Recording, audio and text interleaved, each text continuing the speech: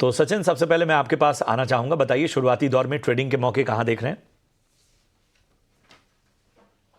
ये मेरा पहला मुझे लगता है कि यहाँ पर आज के ट्रेडिंग सेशंस में जो है एक अच्छा मोमेंटम्स ऑलरेडी स्टॉक होल्ड कर रहा है और ये कमिंग डेज में भी और स्ट्रेंथ जो है वो कंटिन्यू करता हुआ नजर आ सकता है। तो स्टॉक का नेम है यहाँ पर श्रीराम फाइनेंस, जिसमें बाइंग की सजेशंस रहेंगे। करीब current market price which is trading near around 3175 के आसपास में ट्रेड हो रहा है।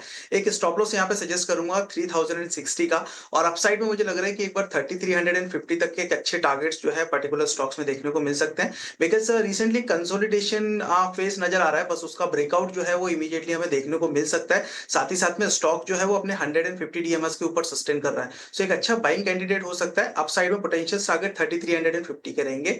मेरा दूसरा स्टॉक यहाँ पर है वो है लालपैथ लैब, जिसमें बाइंग की जो रणनीति नजर आ रही है, मुझे लग रहा है कि करीब 3160 के आसपास से यहाँ पर एक बार बाय इनिशिएट किया जा सकता है। डाउन साइड में 3030 का एक स्टॉप लॉस रहेगा। अपसाइड पोटेंशियल मुझे यहाँ पर भी करीब 3380 एंड 3400 तक के लिए कंटिन्यू होता हुआ नजर आ रहा है। बिल्कुल, यहाँ पे श्रीराम फाइनेंस और दूसरा स्टॉक यहाँ पे डॉक्टर लाल पाद दिया हुआ है, तो इसके ऊपर एक अच्छी अपॉर्चुनिटी बन सकती है। लेकिन सुनी जी, आपके पास आना चाहूँगा, आप बताइए कि आपकी आज की रिकमेंडेशन क्या है? मेरा पहला बाय पिक रहेगा यहाँ पे जुबिलेंट फूड पे। फ्यूचर्स पे खरीदारी करने की सलाह रहेगी। फ्यूचर्स प्राइस है यहाँ पे 702। स्टॉप लॉस रहेगा 690 का। टारगेट है 720 और 725 के लिए।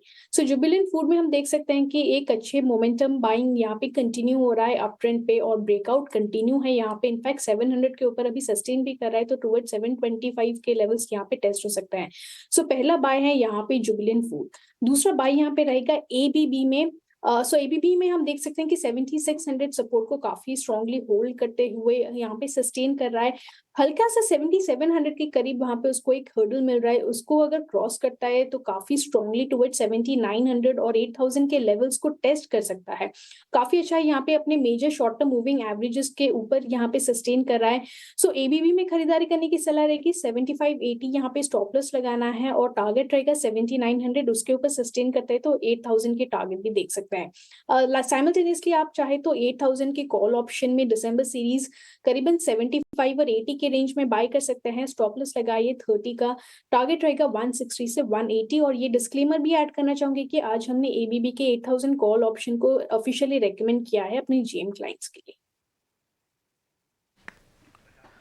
ठीक है, तो ये है राय ट्रेडिंग के लिहाज से एबीबी इंडिया पसंद आता हुआ इस वक्त सोनी को। चलिए कुछ और स्टॉक्स की बात करते हैं। आईजीएल पे ही सबसे पहले राय ले लेते हैं। सोनी, आईजीएल को ज़रा देखिए, एक पे एक का बोनस शेयर जारी करने को बोर्ड की ओर से मंजूरी मिली है। हम एक्शन भी देख रहे हैं, बताइए कैसा लग रहा है आपको? ये आईजीएल मुझे लगता है कि जो एक शार्प करेक्शन देखने को मिला था उसके बाद अपनी 20 एक्सपोनेंशियल मूविंग एवरेज को होल्ड कर रहा है। करीबन 370 का यहाँ पे एक लेवल है, बट रेजिस्टेंस फेस होगा टुवर्ड्स 400 और 405 के रेंज में रेजिस्टेंस फेस होगा।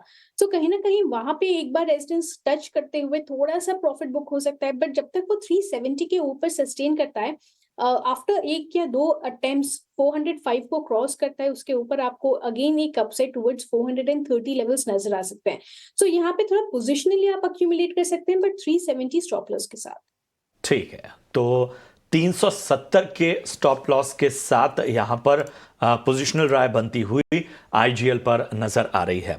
चलिए बढ़ते हैं आगे। सचिन, मैं आपके पास आऊंगा, जरा आईटी पॉकेट पर नजर डालिए। हम देख रहे हैं कि इन्फोसिस में लगभग 1% की तेजी हम देख पा रहे हैं इस बाजार में। खासतौर पे विप्रो में देखिए लगभग 0.25% का उछाल हम देख पा रहे हैं। एचसीएल टेक भी लगभग 1% ऊपर है।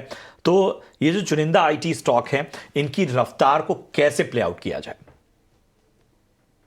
हाँ, वेल ओवरऑल देखा जाए तो आईटी सेक्टर्स में एक अच्छा परफॉर्मेंस देखने को मिला है हमें वीक ऑन वीक बेसिस पे भी। एंड इवन अगर स्टॉक स्पेसिफिक वाइज देखा जाए थोड़ा सा लार्ज कैप साइड में, तो एक अच्छा मोमेंटम कंटिन्यूसली बना हुआ है। यहाँ पे जैसे कि आपने बात की टीसीएस, इन्फी, एचसीएल, इनमें तो मोमेंटम बना ही हुआ है। साथ ही साथ में अगर कुछ और अदर स्टॉक्स पर फोकस किया जाए तो वो भी जो है वो नियर टू ब्रेकआउट्स लेवल्स के आसपास में सजा लाइक सस्टेन करते हुए नजर आ रहे हैं। तो मुझे लग रहा है कि लाइक ऑलरेडी हम टीसीएस एंड इन्फी और इन स्टॉक्स में जो है वो ऑलरेडी एक अच्छा मोमेंटम्स देख चुके हैं।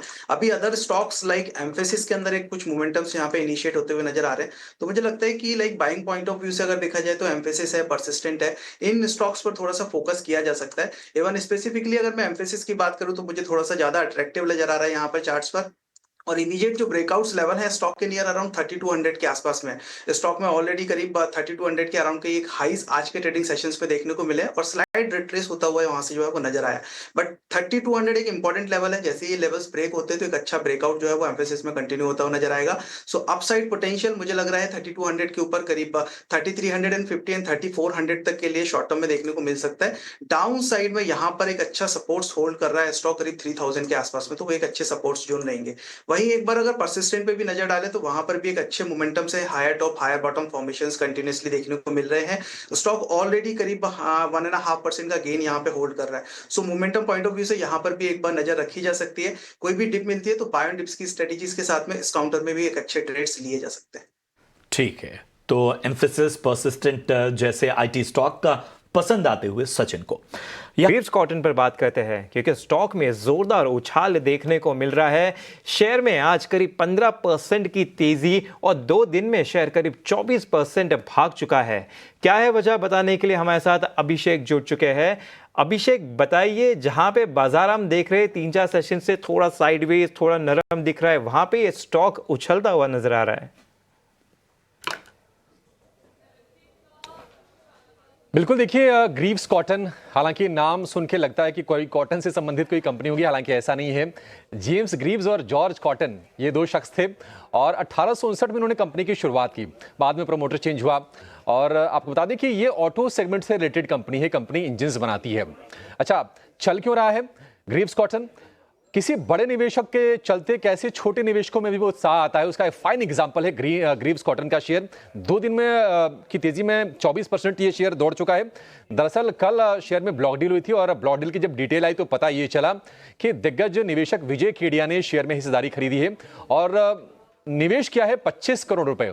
हालांकि 25 करोड़ में जो उनके इन्वेस्टमेंट की जो इक्विटी साइज है वो आधे % के आसपास ही है, लेकिन गजब का माहौल को अपलिफ्ट करने काम किया है इस निवेश ने विजय खेड़िया के। दरअसल ईवी सब्सिडरी इनकी है ग्रीव्स इलेक्ट्रिक मोबिलिटी GEML, इसकी लिस्टिंग की तैयारी कंपनी कर रही है। उसके पहले ये निवेश आना कंपनी में ये काफ़ी ज़्यादा क्रूशियल माना जा रहा है। आपको बता दें कि कंपनी जो है एम्पियर ब्रांड के तहत स्कूटर्स बेचती है, 2 व्हीलर बेचती है, बेसिकली इलेक्ट्रिक स्कूटर, और जो मार्केट शेयर इनका है वो है 3% के आसपास का। अब उसकी लिस्टिंग की तैयारी कंपनी कर रही है। आपको बता दें कि नवंबर के निचले स्तर से शेयर में करीब 55% की शानदार रिकवरी हमने देखी है। 21 जनवरी 2022 को शेयर ने 259 रुपये 258 रुपये 85 पैसे का रिकॉर्ड बनाया था, यानी उस स्तर से अब थोड़ी सी दूर ही रह गया है ग्रीव्स कॉटन का शेयर।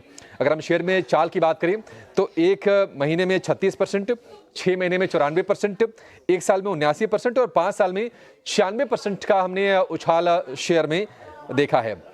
लेकिन क्या फाइनेंशियल इतने दमदार हैं कि आपको इस पर बुलिश होना चाहिए? देखिए, मतलब प्राइमा फेसी अगर आप इसके फाइनेंशियल देखेंगे तो वो बहुत अच्छे नहीं दिखेंगे, थोड़ा उसमें सुधार जरूर आ रहा है। अगर हम पिछले तिमाही की बात करें तो कंपनी को 14 करोड़ रुपए का घाटा हुआ था। हालांकि अगर हम पिछले साल की इसी तिमाही से अगर हम तुलना करें तो जो घाटा था 375 करोड़ रुपए था, तो उससे घट के घाटा कम हुआ, ये एक अच्छी चीज है।